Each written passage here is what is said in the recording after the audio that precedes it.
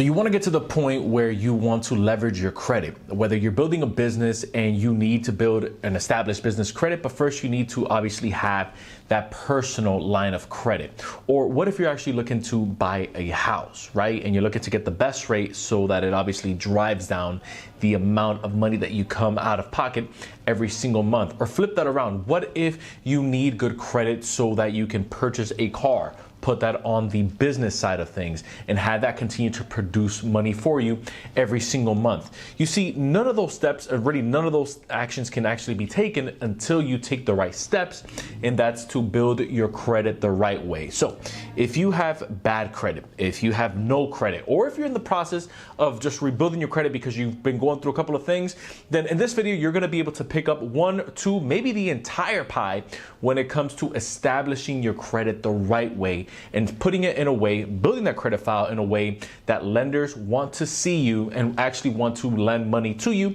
and do business with you. Because it's not just about having a 750 credit score. We know that as a thin file, you can have a 750 credit score and only have one credit card, or you can have someone else that has a 700 credit score and has 4 or 5 different types of credit mixes into their credit file, and a lender is going to look at them as a more reliable source of lending or to lend to, meaning they're gonna get the good rates. So I want that to be you. So if this is you, make sure to hit that like button down below because it does help this channel and this information get in front of the right audience. So let's first jump into the first thing that you need when it comes to building your credit the right way. And that's going to be the first part in no particular order, but I really want you to, again, take note of what you can use for your specific situation. And then I'll give you a few tips and pointers along the way.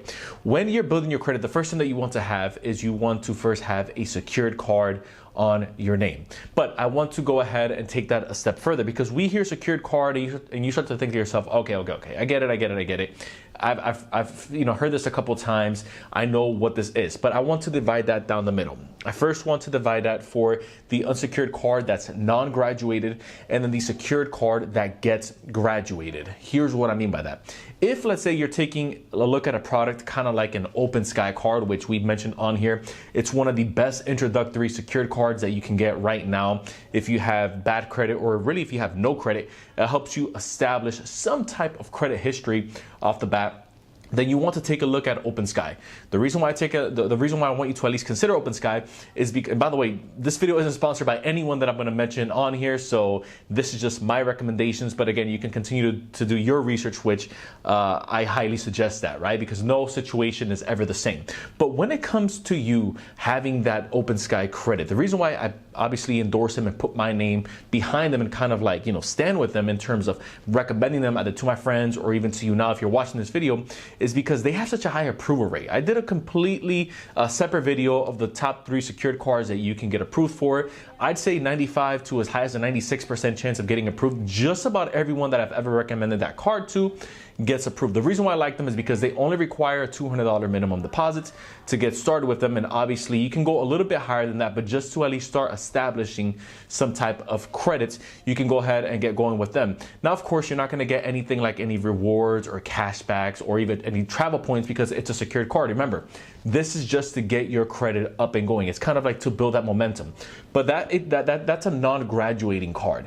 And what I mean by that is that regardless of how long you have that card, it doesn't, you can't necessarily transform it into an unsecured card, kind of like a Discover. You see, with the Discover card, yes, you can start out, I believe it's right around $200 if you wanted to obviously open that secured card up. And then after 6 to 12 months of good standing, obviously if you've been making those payments on time, you haven't been late, you've been keeping that balance under that 10%, it's really what I suggest. Then at that point, you can go ahead and apply for their unsecured Discover card. You can do the same thing with Bank of America. Bank of America requires right around a $300 secured deposit last time I checked for their secured credit card. But again, you can then graduate into their unsecured card, which I've seen people go from the unsecured card to, or from the secured card to the unsecured card in a matter of 1 year, and literally go from a $300 deposit, getting that refund back, and then graduating into an unsecured line of credit of anywhere between $10,000 to $20,000 of a personal line of credit, off of a personal trade line, not a trade line where you have to buy it online, not a trade line where you're at the mercy of someone hoping that they make their payments on time. No, no, no. We're talking about this is your own personal trade line. Now, really quickly, if you are looking to rebuild your credit, but first you have to get a few negative items off of your credit report, like collections, repos, maybe you have some type of hard inquiries on there, you can go ahead and get those credit cleaning bundles. We have a couple different bundles that you can pick from specific to what you are going through with your credit process. That's over on the irvofficial.com website. You can go ahead and find the link to that down in the description. Enjoy. So now let's take a look at the second thing that you're going to need to add to your credit file, because look, we know that investing and putting your money to work is where it's at. It's not just about working for money. So this means that having land under your name or under your LLC, this is where real wealth is created. Having multiple businesses, having different LLCs. You can't have that business credit until you have that personal line of credit strong and established, because they will want to look at that.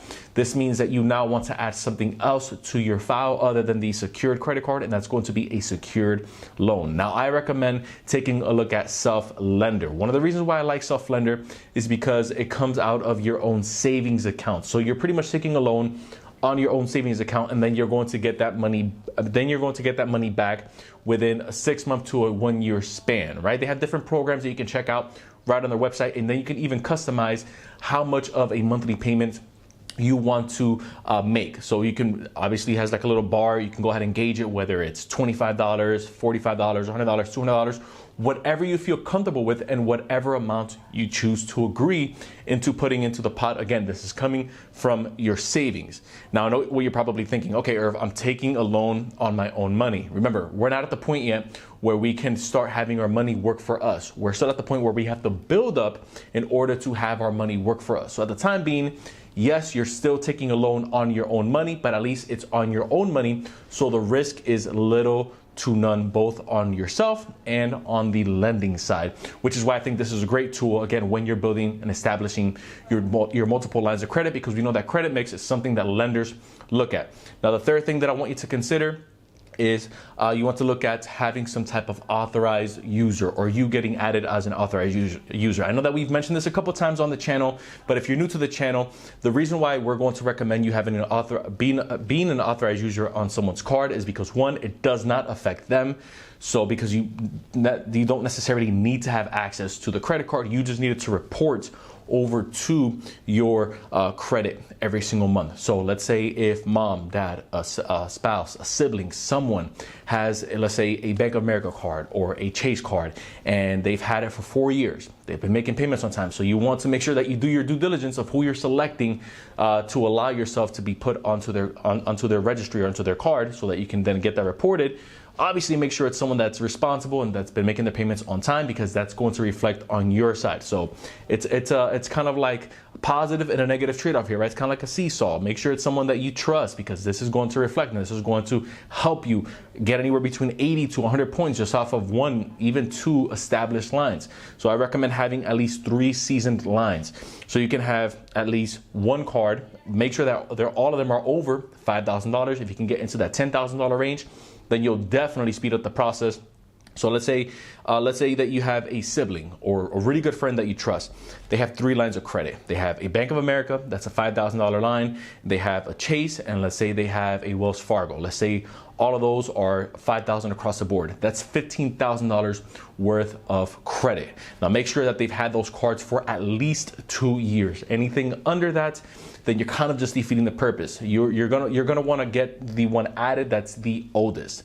If they're all over 3 years old, then even better. And then if you have a little mix in there where one's maybe 2 years old and the others are 5, 6 years old, then that's great, because you definitely want to have that 12 to 24 months being reported onto your credit report, because that's, again, going to speed up the process for you to then get your own trade lines and get your own lines of credit under your name. And then from there, you can segue into leveraging your wealth and leveraging your credit to build your wealth. Now, I do want to recommend one last product, and here's a little bonus right here. I wasn't planning on adding it, but I want to go ahead and give it to you. And that's take a look at and consider the option of Pedal 1 and Pedal 2 card. The reason why I want you to consider those is because they offer up to a $10,000 trade line. Now, obviously, don't pick these cards because they have good rewards or good cash back, because they do offer that program. I don't think it's the best, But again, right now you want to build up trade lines as fast as possible, especially the higher amount. And since Pedal 1 or Pedal 2 is going to be under your name, or really the Pedal card is going to be under you. You have the Pedal 1 and then the Pedal 2 is kind of like what you graduate to, right? It gets a little confusing, but just understand that the Pedal 2 is the higher card that you end up graduating into. One thing that I did want to point out, and that's why I'm recommending this, is because you don't necessarily need to have any type of established credit history in order to get approved for these cards. Now, this is good because all you need to do, and this is really the catch, is you would need to link up your bank account so that they can then kind of go in there and see if you've been making your payments on time. Let's say if you had a car under your name, or your rent, you're leasing somewhere, it's under your name, your utility bills, maybe you have a light bill, maybe you've been paying your internet on time, something. They want to take a look at a couple of months where you've been making those payments on time, and then from there they'll go ahead and let you know if you've been approved or not. Now, if you, let's say, wanted to get the higher trade line, then at that point they would consider taking a look at your experience. So keep that in mind. If you are trying to pull for a higher line, they are going to look at your experience. Again, I highly recommend them, especially as you are in the rebuilding process, because this is going to speed up the timeline that you build up your own personal credit. So there you have it. If you found value in this content, make sure to hit the subscribe button down below. Join the official community. Don't forget that anytime we're not posting on here, we are posting over on the Inside with Irv show. So if you like what we have going on over here, you'll love what we have going on over there. Once again, I appreciate you guys watching. Until next time, everyone, I will see you in the next video.